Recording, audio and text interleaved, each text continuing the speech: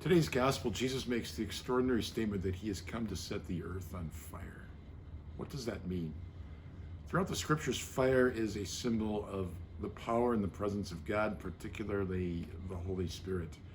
We think of Moses in the burning bush, the bush that is not consumed by the fire, this divine fire that draws Moses into the orbit of God's will and God's purpose.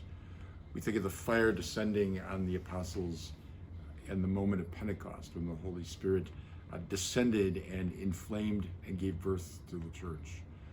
Malachi speaks of the refiner's fire that is going to come and destroy everything that is not of God.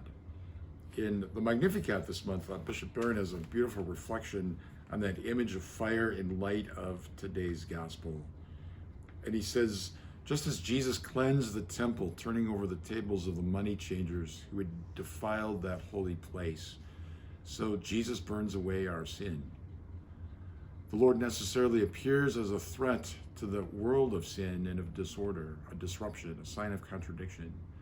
To make way for him, lots of things have to give way. The intensity of his pure light readily sets much wood and underbrush afire. But we sinners should never be afraid to approach that dangerous but finally purifying fire. So if we think of God as fire, think of a campfire on a cool autumn night. We want to be close enough to that fire to feel its warmth. We don't want to be too close to that fire where it's going to be too hot or where we're going to even get burnt. So we stay at a safe, moderate distance. But if we think of the Holy Spirit of God as fire, does God not want us to jump into the fire?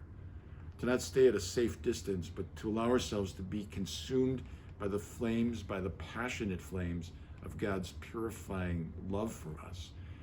That's going to be painful because it's going to burn away all the things that are not of God. Our sin, our selfishness, our fear, our despair.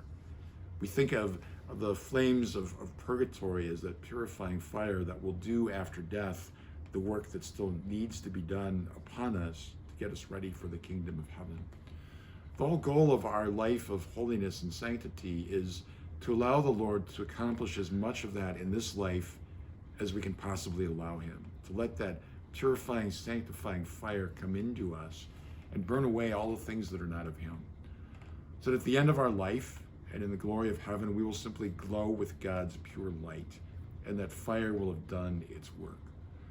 So in penance, in confession, in even the humiliations that come our way, in the misunderstandings, are not all those things, in a sense, God's purifying fire working on us, molding us, shaping us, taking away the things that are not of him as he sculpts us into his great saints?